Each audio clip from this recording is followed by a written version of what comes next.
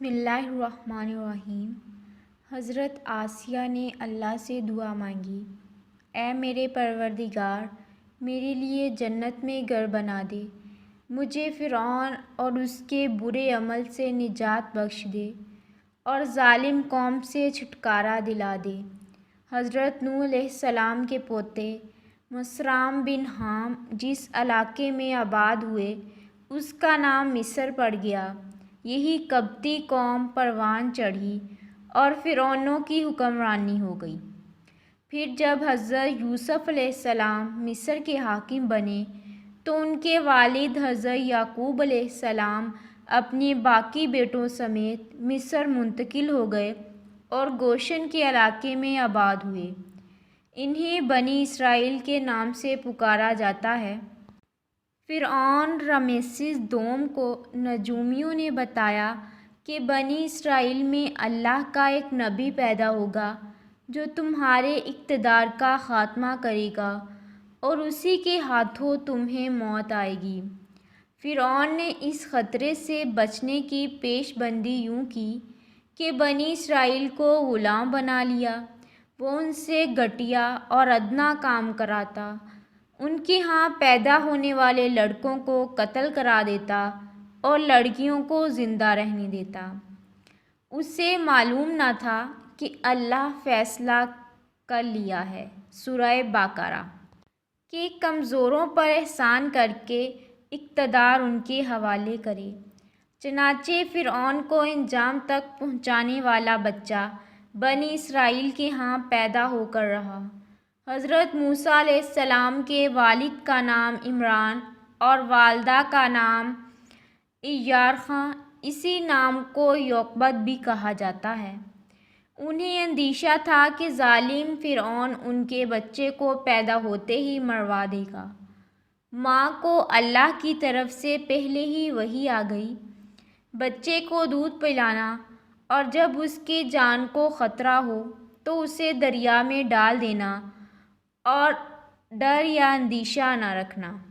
پھر ارشاد ہوا کہ اس نومولود کو صندوق میں رکھو، صندوق میں دریا کو ڈال دو تو دریا اسے کنارے پر ڈال دے گا۔ پھر اس صندوق کو میرا اور تمہارا دشمن فرعون اٹھا لے گا۔ حضرت موسیٰ کی والدہ کو یہ تسلی بھی دی گئی کہ ہم اس بچے کو تمہارے پاس لوٹا دیں گے اور اسے اپنے رسولوں میں سے بنائیں گے۔ ایارخہ نے اللہ کے حکم کی پیروی کی، ساتھ ہی اپنی بڑی بیٹی کلثمہ، بعض روایات میں مریم یعنی موسیٰ کی بہن سے کہا، اس کے پیچھے پیچھے چلی جاؤ۔ چنانچہ وہ صندوق کو دور سے دیکھتی رہیں۔ جب بچے والا صندوق دریائے نیل کے بہاؤ پر بہتا ہوا فرعون کے محل تک جا پہنچا تو فرعون کی بیٹی اور باندیاں اسے دیکھ کر بہت متعجب ہوئیں۔ انہوں نے اسے دریا سے نکالا اور ملکہ آسیہ کو پیش کیا۔ انہوں نے صندوق کا ڈھکنا کھولا تو ایک خوبصورت بچے کو دیکھ کر بہت خوش ہوئیں۔ فوراً بچے کو پالنے کا فیصلہ کر لیا۔ فرعون نے بچے کو قتل کرنے کا حکم دیا تو وہ آڑے آ گئیں اور کہا، یہ بچہ میری اور تمہاری آنکھوں کی ٹھنڈک ہے، اسے قتل نہ کرو، ہو سکتا ہے یہ ہمیں فائدہ پہنچانے کا باعث بنے یا ہم اسے بیٹا بنا لیں۔ فرعون نے کہا، مجھے اس کی ضرورت نہیں، ہو سکتا ہے تمہاری آنکھوں کی ٹھنڈک بن جائے۔ اس طرح موسیٰ علیہ السلام کی جان بچ گئی۔ یہ خدائی اتفاق ہے کہ ملکہ آسیہ بنت مزاحم کا تعلق بھی بنی اسرائیل سے تھا۔ وہ دور کے رشتے میں حضرت موسیٰ کی پھوپھی بھی لگتی تھیں۔ اس کے بعد رحمت خداوندی کا ایک اور کرشمہ ہوا تو یہ سیدہ آسیہ ہی تھیں جن کی بروقت اطلاع اور مدد سے حضرت موسیٰ مصر سے جان بچا کر نکلنے میں کامیاب ہوئے تھے۔ آسیہ حضرت موسیٰ کی پرورش کے دوران ان کی نیک فطرت سے اچھی طرح واقف ہو چکی تھیں۔ چنانچہ جب موسیٰ نے اپنے نبی ہونے کا اعلان کیا اور فرعون کے جادوگروں اور ان کے جھوٹے سانپوں کو اپنے عصا سے شکست دی تو وہ فوراً ایمان لے آئیں، لیکن چونکہ اپنے شہر رامسس کے مظالم کو بھی خوب جانتی تھی، اس لیے اپنے ایمان کا اظہار نہ کیا۔ ایک دن وہ اپنی بیٹی کو کنگھی کر رہی تھی کہ ان کے منہ سے اللہ کا نام نکل گیا۔ انہوں نے کہا تھا، برباد ہو جو اس اللہ کا انکار کرتا ہے جو میرا، فرعون کا اور سب کا رب ہے۔ بیٹی بھی پکی کافر تھی۔ اس نے اپنے باپ فرعون کو خبر کر دی۔ فرعون نے انہیں طرح طرح کی اذیتیں دینا شروع کر دیں۔ حضرت آسیہ کو دھوپ میں لٹا دیا جاتا، ان پر سانپ چھوڑ دیے جاتے۔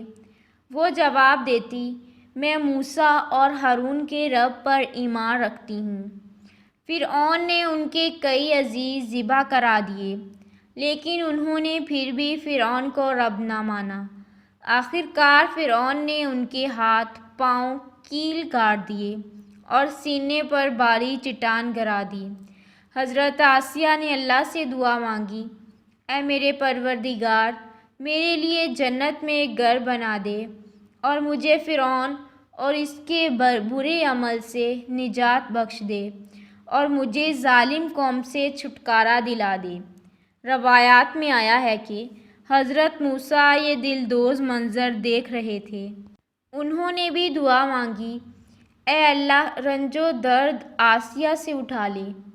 اللہ تعالیٰ نے فرشتے بھیجے جنہوں نے حضرت آسیہ پر اپنے پروں کا سایہ کیا، پھر انہیں جنت میں محل دکھایا۔ وہ مسکرائیں اور اللہ نے ان کی روح کو اپنی طرف اٹھا لیا۔ حضرت آسیہ کا شمار جنت کی سب سے فضیلت رکھنے والی خواتین میں ہوگا۔ قرآن مجید کی سورہ تحریم میں اللہ تعالیٰ نے اپنے دو پاک نبیوں حضرت نوح اور حضرت لوط کی بیویوں کی مثال بیان کی، جو نیک بندیوں کی بیویاں ہونے کے باوجود کافر رہیں اور جہنم کا ایندھن بنیں گی۔ ان کے ساتھ دو پاک دامن بیویوں کا ذکر فرمایا جو اپنی امت کی مومنہ عورتوں کی سرخیل ہوں گی۔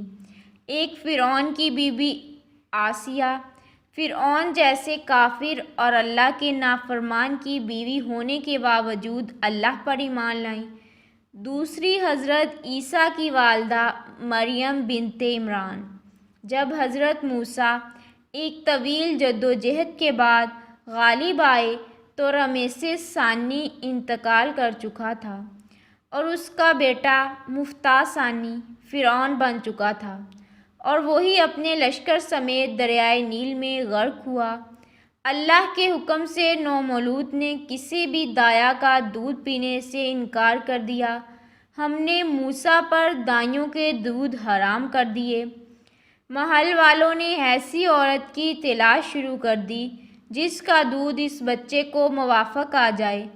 تب موسیٰ کی بہن سامنے آ گئیں اور کہا، کیا میں تمہیں ایسے اہل خانہ کی خبر نہ دوں جو تمہارے لیے اس بچے کو پالیں؟ عیار خائنہ اور موسیٰ لپک کر ان سے چپک گئے۔ اس طرح اللہ کے حکم سے وہ اپنے ہی بچے موسیٰ کی دایا بھی بن گئیں۔ ان کے اور ان کے کنبے کے لیے شاہی وظیفے مقرر ہو گئے۔ حضرت موسیٰ فرعون کے محل میں پل کر جوان ہوئے۔ اللہ تعالیٰ نے انہیں اپنا نبی مقرر کیا۔ یہ اس وقت ہوا جب وہ مصر سے مدین چلے گئے۔